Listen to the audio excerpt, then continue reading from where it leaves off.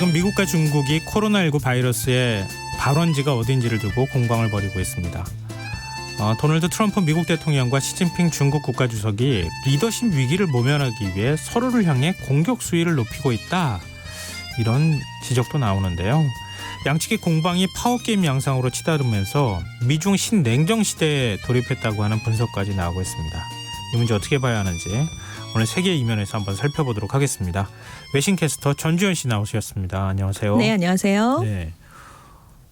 사실 우리가 코로나19 사태 처음 시작됐을 때 네. 우한의 바이러스 연구소에서 혹시 바이러스가 지금 외부로 유출된 거 아니냐 네. 이런 얘기가 있었거든요. 그렇습니다. 그러다 또 한동안 잠잠했는데 네. 미국이 똑같은 주장을 다시 들고 나왔어요. 아주 맹공격을 펼치고 있는데요. 네. 트럼프 미국 대통령이 3일에 중국 연구소에서 바이러스가 나왔습니까? 라고 기자들이 물어봤어요. 그랬더니 중국이 끔찍한 실수를 저질렀다고 생각한다. 네. 그들이 이것을 덮으려 했는데 불을 끄지 못했고 실수를 인정하지 않는다라는 발언을 하면서 시작이 됐습니다. 지난주에는요. 코로나19에 대해서 우리가 지금까지 받은 최악의 공격이다. 진주만 9.11보다도 더 나쁘다. 뭐 이렇게 중국 공세를 이어갔어요. 그러니까 같은 날 폼페이오 국무장관도 중국의 우한 연구소가 코로나19의 진원지라는 방대한 증거를 갖고 있다. 이렇게 얘기를 하면서 중국 공격에 가세를 했습니다. 근데 사실 말씀하신 것처럼 우한 연구소 아니야? 라는 추측성 보도가 나왔던 게 1월에 영국의 타블로이드지를 중심으로 나왔던 얘기였어요. 근데 네. 처음에는 약간 음모론 수준으로 받아들여졌었거든요. 가짜뉴스라고도 생각하기도 그렇죠. 했어요. 거기서 무슨 생물학 무기로 만들었는데 네. 이게 뭐 유출이 됐다 뭐 이런 얘기였잖아요. 근데 4월 들어서 미국의 칼럼니스트 조슈 로긴이라는 칼럼니스트가 이런 우려를 담은 글을 워싱턴 포스트에 기고를 했고요. 그때 마침 트럼프 미국 대통령이 지금 코로나19에 제대로 대응하지 못했다라는 비판을 굉장히 많이 받고 있었던 상황이었기 때문에 그때부터 갑자기 중국에 화살을 돌리기 시작했습니다. 지금 미국 내에서 그래서 우한 연구소가 말씀드린 것처럼 생물학적 무기로 사용할 목적으로 만들었다 이런 설, 우한 연구소에서 사고로 우연하게 유출됐다 이런 설이 함께 나오고 있는데요. 정치 매체 엑시오스는 생물학 무기설은 가능성이 낮다. 사고설은 개연성이 있긴 하지만 아직 직접적인 증거는 나오지 않았다. 이런 보도를 내놨습니다. 생물학 무기로 만들려면은 이렇게 만들 필요가 있었을까? 그러니까요. 이런 생각이 좀 네. 드는데요. 이거보다 훨씬 더 위력적인 네. 무기를 만들었겠죠. 근데 이게 뭐 어디까지 사실인지는 지금 뭐 저희가 정보가 부족하니까 알 수는 없지만 그렇습니다. 정치적으로 좀 해석하자면은 진주만이나 이런 거하고 좀 비교하는 거는 네. 코로나19 대처를 잘 못했다고 하는 것을 좀 외부의 공격으로 네, 하면서 그렇습니다. 좀 희석시키기 위한 전략이 네, 좀 숨어 있는 아무래도 거 아닌가 그렇죠. 싶어요. 근데 어찌됐든 세계보건기구 WHO가 네. 중국 눈치 보기 하다가 팬데믹 선언 늦어진 거 아니냐. 네. 이거는 거의 정설처럼 된 것 같아요. 그렇습니다. 근데 독일 슈피겔지가 8일에 독일 정보기관 연방정보국의 첩보 문건을 입수했다라면서 하나 이제 보도를 내놨는데요. 시진핑 중국 국가주석이 1월에 세계보건기구에 코로나19 위협에 대한 각종 정보 배포 또 팬데믹 선언을 늦춰달라 이걸 요구했다. 이런 의혹을 제기했습니다. 그런 내용이 담겼다는 거죠. 그래서 전 세계가 코로나19에 대처할 시간이 최장 6주나 늦어졌다 이런 얘기를 했는데요. WHO가 팬데믹 선언한 날짜가 3월 11일이었습니다. 네. 전 세계적으로 12만여 명이나 감염된 뒤였거든요. 그래서 말씀하신 것처럼 너무 늦었다라는 비판이 그 당시에도 나왔었죠. 네, 맞아요. 근데 이제 이런 의혹이 제기가 되니까 WHO가 즉각 1월 21일에는 시 주석과 거브러여수스 사무총장 간에 전화 통화를 한 적이 없다. 이런 얘기를 하면서 반박을 했습니다. 근데 만약에 이게 의혹이 정말 사실이라면 그걸로 이제 드러난다면 중국의 코로나19 책임을 주장하는 미국과 서방의 공세는 더 강화될 것으로 전망되고 있습니다. 중국 정부는 뭐라고 합니까? 중국 정부는 아직 이것에 대해서 정확한 얘기를 내놓지는 않았고요. 일단 네. WHO만 아니다라고 얘기를 했습니다. 우한 연구소에 대해서는 뭐라고 얘기하지 않아요? 우한 연구소 측도 얘기를 했고요. 중국도 아니다라는 얘기를 정말 장문에 한 2만여 자에 되는 장문을 그렇게까지 중국 길게요? 외교부가 홈페이지에 올렸어요. 왜냐하면 네. 그동안 여기저기서 그러니까 의혹을 제기를 많이 했잖아요. 네. 그것에 대해서 중국 외교부가 하루하루 대응했던 얘기가 있거든요. 그것들을 쭉 정리하고 왜 아닌가 이걸 반박하는 얘기들을 담아서 9일에 외교부 홈페이지에 2만여 장에 아니다라는 그런 반박 기사를 올렸습니다. 이게 원래 중국 외교부 말 되게 아끼는데 이렇게까지 이만현자까지 뭐 이렇게 가지고 입장문을 내놓은 그런 성격은 그렇게 그런 모습을 거의 보인 적이 없거든요. 근데 이제 그동안 여러 군데서 공격을 많이 받았으니까요. 그걸 쭉 정리를 했는데 이 정도 나왔다는 거니까 그동안 얼마나 서방과 미국을 중심으로 의혹 보도가 많이 됐다는 걸 좀 약간 입증하는 거이기도 하고요. 그리고 우한 연구소도 우리가 얼마나 안전 기준을 엄격하게 준수하고 있는데 이럴 수가 없다. 유출될 가능성은 절대로 없다. 이렇게 얘기를 하면서 반박하는 입장을 함께 발표했습니다. 우리는 그런 건 아예 취급도 안 합니다. 이렇게 얘기하면 더 깔끔했을 텐데 왜 이렇게 설명을 했을까? 약간 왜 갑자기 이제 미국의 주장이 좀 신뢰가 가는 이런 모순적인 상황이 아직 밝혀진 게 아니니까요. 미국 내에서는 뭐라고 합니까? 그러니까 일단 트럼프 대통령과 폼페이오 장관은 지금 발언설 얘기를 계속해서 내놓고 있거든요. 근데 지금 코로나19 태스크포스를 이끌고 있는 앤서니 파우치 국립 알레르기 전염병 연구소 소장이 있습니다. 권위를 굉장히 인정받는 분이죠. 근데 이분은 코로나19가 중국 연구소에서 만들어졌다는 과학적 증거가 없다 이렇게 얘기를 했습니다. 박쥐에 있는 바이러스라든가 지금 나와 있던 것들의 진화를 이렇게 살펴보면 지금 의도적으로 조작될 수가 없다. 자연에서 진화해서 종을 뛰어넘어서 이동했다는 걸 강하게 나타내고 있다. 이렇게 얘기를 하고 있고요. 미국 합동참모본부 의장도 트럼프 대통령이 증거가 있다라고 했지만 결정적 증거가 없다 이렇게 반박하는 얘기를 지금 정부 내에서도 내놓고 있고요. 세계보건기구도 미국 정부로부터 어떤 구체적인 증거를 하나도 받지 못했다. 단지 추측에 불과하다라고 일축을 했고요. WHO의 신종질병팀장이 있습니다. 이분이 코로나 바이러스 15,000개의 완전한 게놈 서열을 확보하고 있는데 이 증거에 따르면 바이러스는 자연에서 발생했다는 걸 일제히 가리키고 있다. 이렇게 설명을 내놨습니다. 그래서 지금 미국 내 그리고 WHO 내에서는 굉장한 반박하는 얘기들이 많이 나오고 있습니다. 인공으로 조작하는 적은 아직 보이지 않는다. 아니 없다. 네. 근데 제가 방금 전에 말씀 잠깐 나눴지만 우한 연구소는 도대체 어떤 곳입니까? 그러니까 56년에 설립이 돼서 좀 역사가 깊은 곳이에요. 2015년에 세계 최고의 위험 등급인 BSL-4 실험실이 세워졌습니다. 이 등급이 위험도가 가장 높은 병원체를 다루는 곳이다라는 의미인데요. 중국에서 최초로 이제 가장 높은 그런 등급의 실험실이 되겠고요. 4단계에서는 천연두 바이러스 같이 아주 철저하게 관리가 필요한 바이러스를 대상으로 연구를 할 수 있는 그런 자격이 주어집니다. 문제는 세계보건기구가 각 단계에 따른 안전 기준을 정리한 매뉴얼을 내놓긴 했어요. 근데 이거를 반드시 강제할 수 있는 건 아니거든요.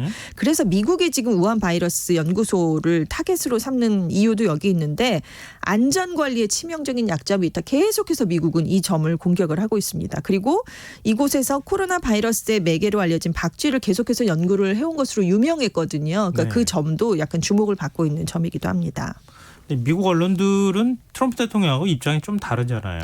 그랬죠. 음모론에 불과하다. 약간 이런 입장이었는데 최근 들어서는 완전히 부인하진 않고 좀 약간 이렇게 다른 얘기들을 좀 내놓고 있어요. 그렇습니다. 고의적으로 창조한 건 아니다라고 일단 보고 있어요. 근데 실수로 치명적인 연구용 바이러스가 유출됐을 가능성은 있지 않을까라는 쪽으로 살짝 조금 돌아선 입장인데요.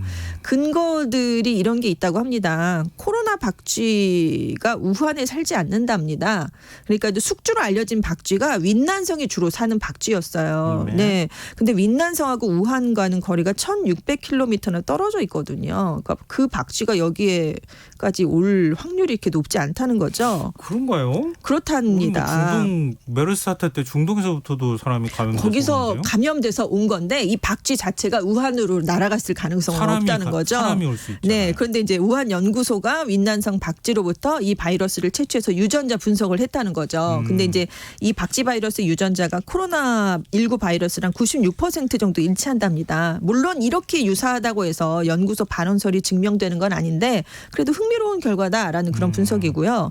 그리고 이제 수산물 시장이 발원지다 이런 얘기가 화난 수산 시장이 처음에 많이 지목이 됐었잖아요. 근데 이 바이러스 연구소가 수산 시장 바로 좀 가까운 곳에 있어요.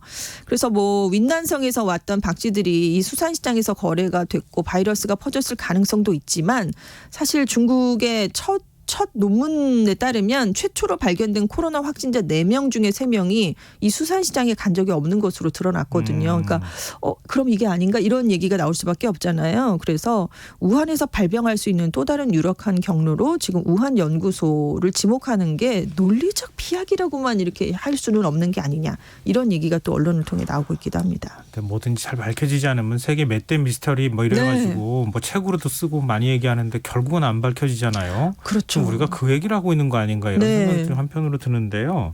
지금 우한 연구소가 방역에 철저하지 못했다고 하는 뭔가 증거가 있기는 있습니까? 그러니까 2018년에 중국에 있는 미국의 외교관들이 이 연구소를 여러 번 간 적이 있었다고 합니다. 그 다음에 이제 본국에 보고를 했겠죠. 근데 그 보고서에 우한 연구소에 있는 일부 바이러스가 이미 인간에게 전염될 가능성이 높은 상태다. 그런데도 연구원들이 적절한 보호 장구 없이 연구를 하고 있다라고 지적했던 그 보고서가 있다고 합니다. 그래서 연구원들이 부주의해서 연구소에서 이게 확산이 돼서 이제 나갔을 가능성도 있지 않겠느냐 이렇게 얘기가 좀 나오고 있는데요. 근데 영국의 이제 생태학자인 피터 다스작이라는 분이 이제 세계 주요 연구소들을 많이 다니면서 다 평가를 했는데 이 연구소의 보안에 대해서는 굉장히 훌륭하다라고 평가를 해서 연구진의 부주의일 가능성은 낮다 이렇게 반박하는 주장을 또 함께 내놓기도 했습니다.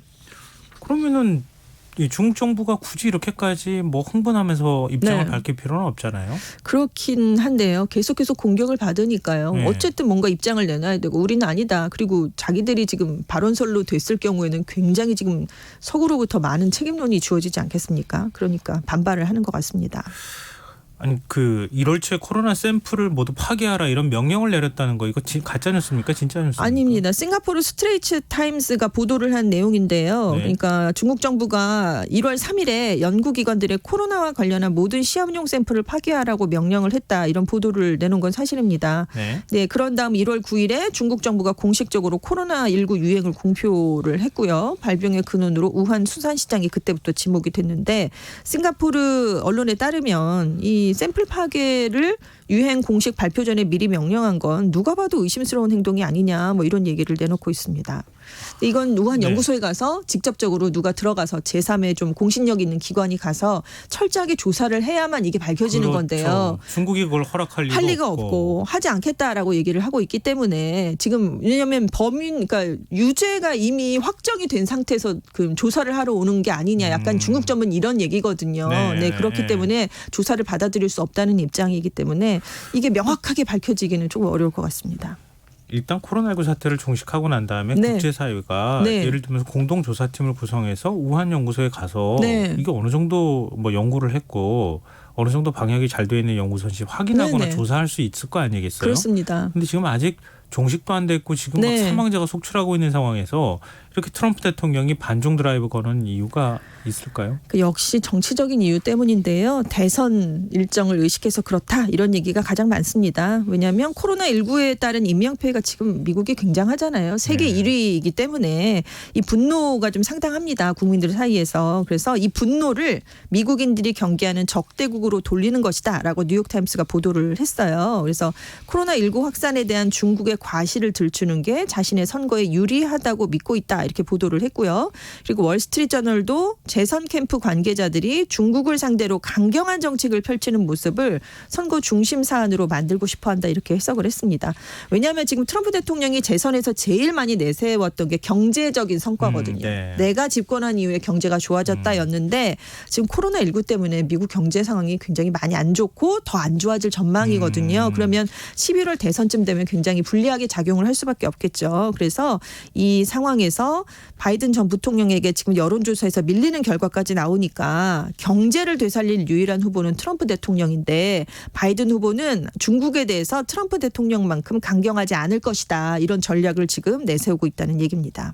그래서 지금 미국인의 3분의 2가 중국을 비호의적으로 보고 있는 것으로 나타났어요. 그래서 이게 지금 트럼프 행정부가 출범할 때랑 비교해서 20%포인트나 올라가서 역대 최고치를 기록하고 있습니다. 그래서 결국 대선 때까지는 미국의 중국 공격이 계속되지 않겠느냐 이런 관측이 나오고 있습니다.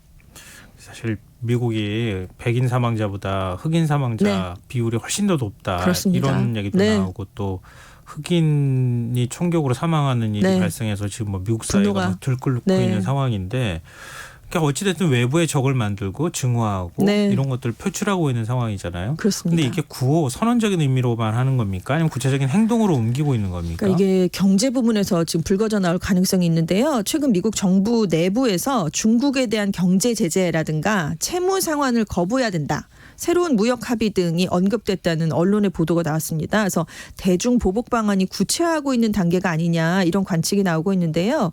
그리고 지금 미국의 미주리주는 지금 중국에 대해서 이 코로나19에 대한 책임을 배상하라는 그런 소송까지 지금 제기하고 있는 상황이거든요. 근데 사실 국제법상으로 주권 국가는 타국 법정의 피고가 될 수 없습니다. 근데 이런 주권 면제 사항을 중국에 대해서는 박탈을 해서 중국을 손해배상 법정에 세우자 이런 방안이 정부 내에서 비공개로 논의가 되어 왔다. 이렇게 워싱턴 포스트가 지금 보도를 했습니다.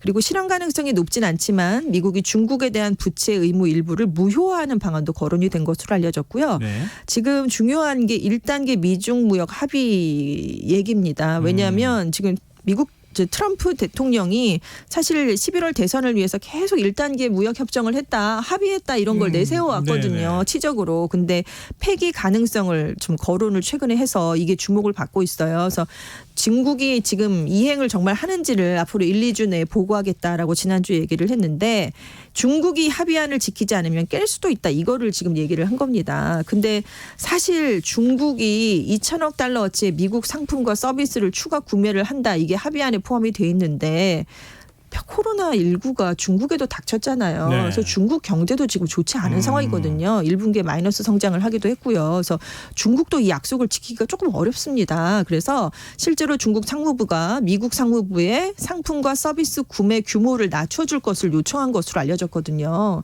근데 상황이 이런데도 지금 트럼프 대통령은 파기할 수 있다. 코로나19 피해 책임을 중국에 돌린다. 뭐 이렇게 얘기를 하기 때문에. 그런데 이렇게 미국이 나오면 중국도 가만히 있을 수가 없잖아요. 그렇습니다. 지금 중국도 물러서기는 조금 어려운 입장인 게요.